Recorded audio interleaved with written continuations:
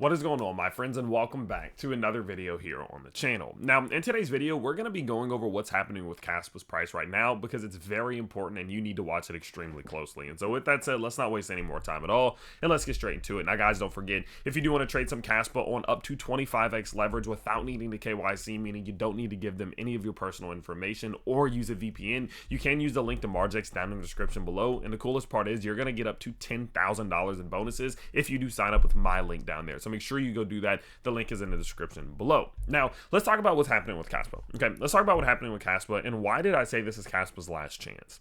Well, what we can see here is that Kaspa has been doing a fantastic job recently. Kaspa's doing a fantastic job recently of maintaining this general parallel channel, okay? You can see that we've put in the highs, we've put in the lows, and Kaspa's done a good job of, once we get towards the bottom side of this, using it to continue back to the upside.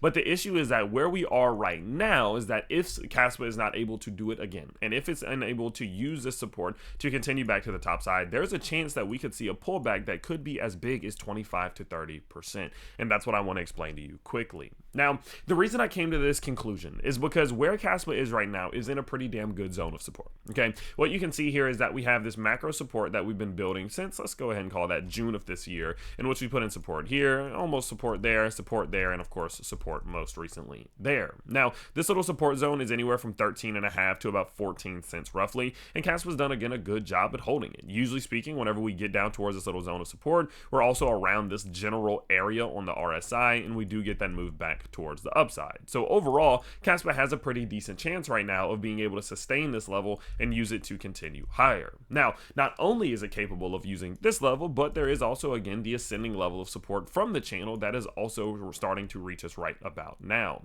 As you can see here, the bottom side of this channel is also intersecting with this key level of support, providing us with another layer of liquidity, another layer of bullish pressure that could easily push Kaspa's price back up to the upside and start to continue this move back upwards. But the problem is that if this does not hold, if we see this fail, there's not much below us.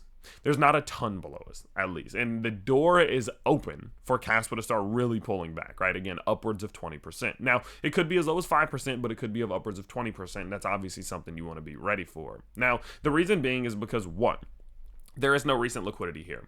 The longer you go without liquidity in an area, once you enter that area, oftentimes the further down you can go. Why? Because there's not recent price history that can influence traders to want to buy. Simple as that, right? And so if Kaspa's price, for example, goes out and let's just say loses 13.8 cents. Okay, 13.8 cents.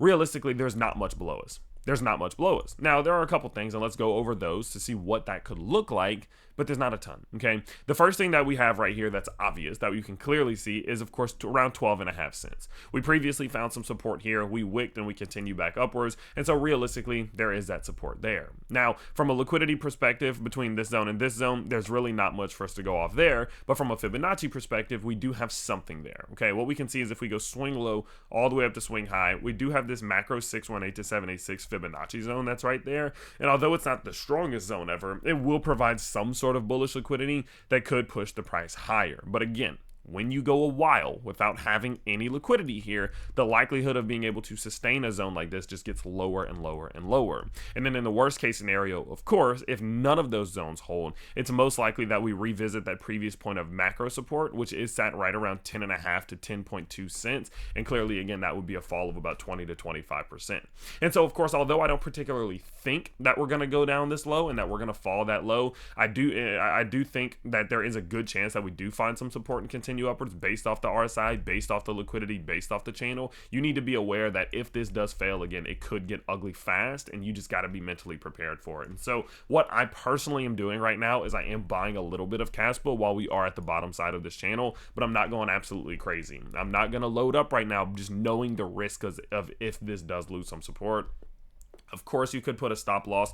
Of course, you could do things like that. I personally am happy with my Kaspa back, so I don't really feel like going into trades like that, needing a stop loss and things like that that are super tight to it. I'd rather just buy a little bit here, and if it falls below, I'll just buy some more as we do enter into this little dead man's zone, dead man's land, whatever you want to call it, and we'll just kind of see what happens. And so overall, what I'm doing right now, doing a little bit of buying, and majoritively, I'm just sitting back waiting and watching to see if Kaspa's going to be able to hold some support here and try to work its way back to the top side. If so, so, yeah, I think Kaspa can easily push back up to 19 or 20 cents.